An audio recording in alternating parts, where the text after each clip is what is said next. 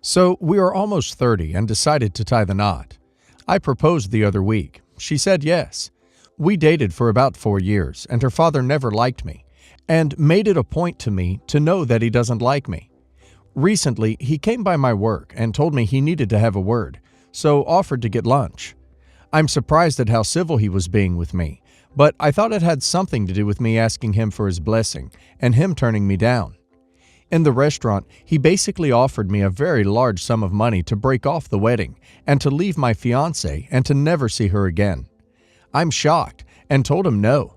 He persisted and offered a little more and said I'd be making a huge mistake. Again, said no. I actually love his daughter and I really don't care about money as long as we are happy is all I care about. He gets angry and tells me that I'm going to regret it and that things happen and that I'm going to regret turning down the offer. Before he leaves, he tells me that crap happens and I'm stuck with the bill.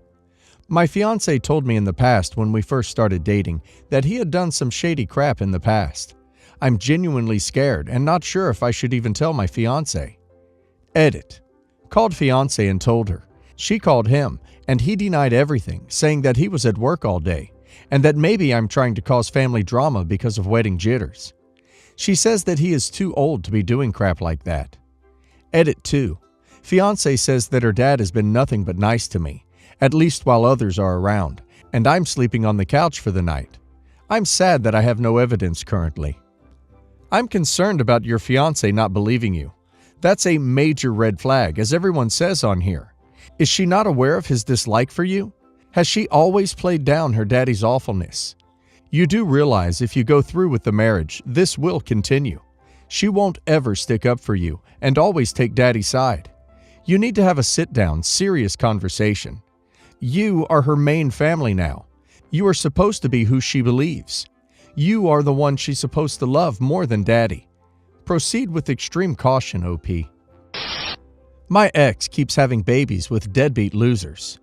We had twins, 11 female, when we were younger, and I tried to make it work with her for the kids, but she just was awful to be with, and I left. I still stayed active in my daughter's life, of course, and did my best co-parenting. She later had a son, 8 male, by some guy who was never around. I didn't have it in me to look at that boy and set the boundaries that you're not my son when he didn't have a father. I couldn't take my girls to Disneyland and leave their little brother home. I fully embraced him, and he calls me daddy, even though me and his mother isn't together, and I don't regret it. I love him. Now she has a 1-year-old with another loser and is struggling, and I can't do it again, and I'm trying my best setting this wall. Of course, the guy isn't around, but I just can't do it again and help her with her bad decisions. I don't want to look at this baby, hold this baby, nothing, and I'm being guilted like I'm a bad guy. I will never stop loving him, but it's honestly made me feel like I was used taking care of my son like my kindness and love for children was taken advantage of. I don't want anything to do with this child. How should I handle this situation? You're a bigger man than I am for being a father figure to that young boy. It's going to be tough, but I think you're right to set this boundary. Maybe you need to go to court to push for more custody based on the fact that your ex keeps having babies with deadbeats. You might be able to have your daughters around more. I mean, really, your ex sounds like a terrible example for 2 young girls to be growing up with. When do you draw the line? When she has her next one or the one after that? Enough with the guilt trips. You're a father to your biological twins and the non-bio little boy. That's enough.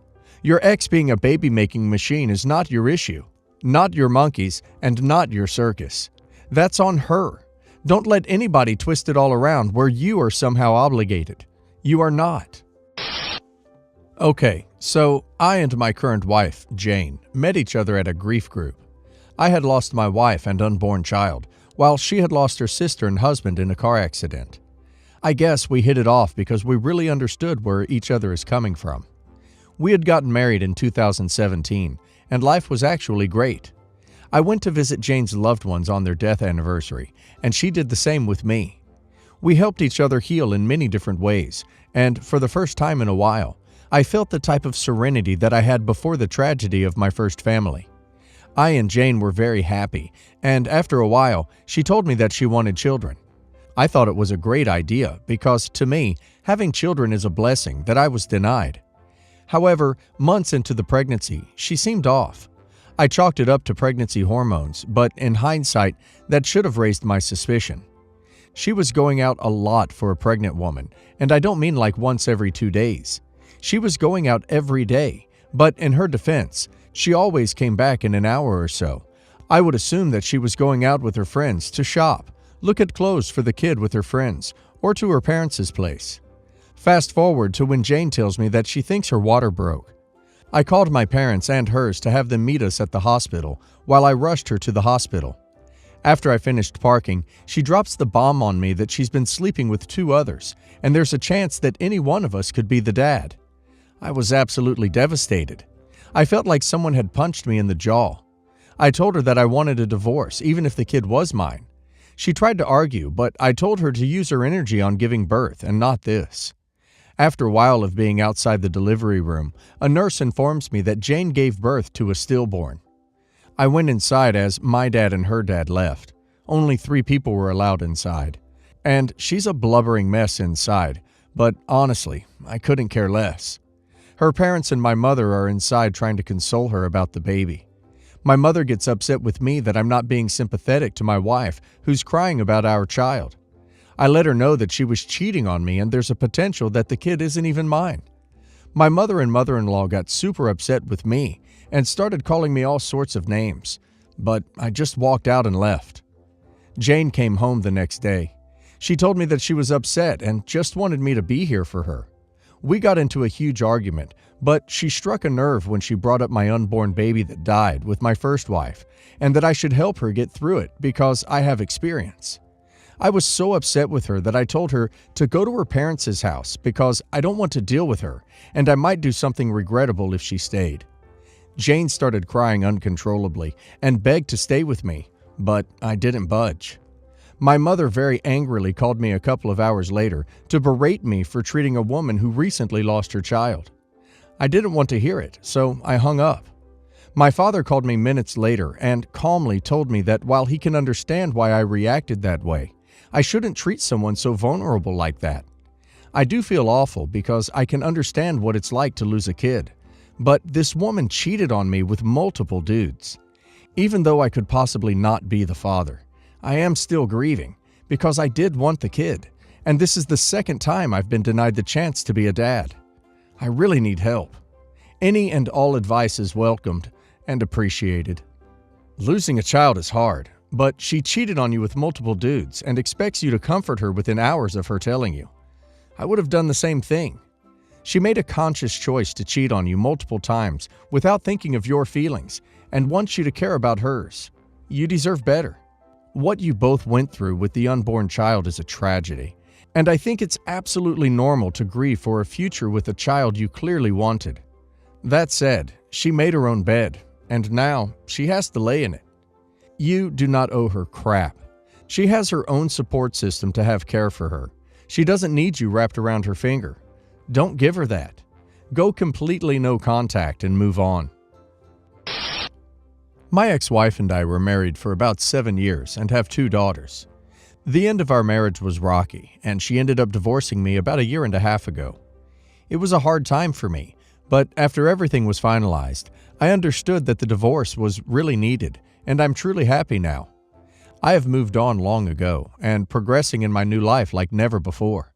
We have a good co-parenting relationship, but nothing more. I live in my house that I recently bought, and my ex lives in an apartment she rents. My ex recently called me to ask for help. She hasn't been doing well financially and can't afford rent anymore. She told me that she will be evicted in a couple of weeks and had nowhere to go. She asked if she could move in together with our daughters for a couple of months until she finds a new job and new place. She said that she was going to help me out at home by cooking, cleaning, and doing all the housework. She kept going on about how she has nobody and that I'm her last hope, or she will otherwise have to live in her car. She said that she knows I'm able to take care of all of us financially and that I would be amazing if I helped her out in these tough times. I told her first off that I'm ready to take in our daughters full-time whenever needed and that she could let me know any time when I could come pick up their stuff. My daughters are my #1 priority, and I'll always take care of them no matter what happens. I did tell her that I won't let her move in under any circumstances. I told her that the financial safety and security I provide are a privilege she doesn't have. I am always ready to take care of our daughters, but what happens to her is none of my concern. She started crying and kept telling me that she would be the perfect housewife and help me out as much as she could. She said that she had no other option than living in her car. I told her that I don't need nor do I want her as my housewife, and that if she needs to live in her car to survive, then that is something she'll have to deal with by herself. I know that I come off as heartless, but I don't see why it would be my obligation to help her. She isn't my wife anymore, so anything that doesn't concern the kids, I truly don't care about. The only obligation I have is taking care of our daughters, and I'm going to do that without hesitation. I don't want to have my ex involved in my life any more than she already is, and have no plan to change that. Do you guys think I owe her help in this situation? Edit. For the people asking about our divorce, she made the last few years of our marriage hell for me. I only put up with her for the sake of our daughters. She also tried to screw me over in the divorce, but it didn't work out for her. I have forgiven her, but haven't forgotten. I see more negative coming from letting her stay with me than positive. She was verbally and sometimes even physically towards me. She kicked me out of our then apartment multiple times and left me stranded to stay with a friend. I know for a fact if I went through this situation, she wouldn't even give me the time of day, let alone help me in any way. I feel like there are some important details missing. The divorce was finalized 1.5 years ago. Did she not get 50% of marital assets? I'm just assuming since you've been able to buy a house, she likely got something. What conditions are causing her to become homeless? Is she renting a luxury apartment and have a luxury car and can't afford it, working a job, or is she having to leave work because she needs surgery or got diagnosed with a terminal illness? If you make enough money after paying child support to afford a home, and between a job and child support she can't afford rent, I feel like there has to be something missing from this story. Especially considering in my state, child support for 2 kids would be 30% of your taxable income. Taking care of your girl should help her tremendously. This way, she only has to support herself. I'm sure you're willing to allow her visitation. The problem with letting anyone move in is that it is extremely hard to get them moved out. Once they establish residency, that means you have to go through the courts. In some states, it can take as little as 3 days if they have no other residence. There would of course also be fights and ugliness in front of your daughters. It's honestly just not the thing to do for any of you. Your children will be in a good and stable place and be fine while your ex gets herself together. I, 28 female, was raised by super religious parents. It was a fight to be able to go to a normal college and not a Christian one with weird rules. When I did that, they said they will not be paying for my schooling until I come back to the right path. After struggling for a couple of months, a friend told me that the strip club she was working at was hiring. I have been dancing my whole life and have a good figure, so I was hired pretty fast. A few months in, I dropped out of college because I was making serious money. About $3,000 for a bad week and up to $11,000 for a really good one. When my parents found out, they disowned me. The same goes for all of my extended family, except for 2 cousins. Fast forward 9 years. I own my own house outright, a Tesla, don't have debt. I also own an apartment building that I rent. Stripping has a short lifespan, and investments. Now, my parents contacted me. Apparently, my father lost his business during virus. My mom has always been a stay-at-home mom. They declared bankruptcy and are really struggling. They live in an old camper. Also, apparently my mom is diabetic now, and my dad has always had heart problems. They wanted my help. I said no, I don't have parents anymore. And furthermore, according to their religion and church, my money was earned while sinning, so to use it is to damn your soul to hell, and I really didn't want that for them. My mom started crying, and my dad said that they didn't know where they went wrong with me. That was the last of it from them. A couple aunts and uncles called, but they changed their family helps family tune very fast when I asked why they weren't helping them themselves. But now, a couple of weeks later, I'm starting to feel like I was an a-hole to them.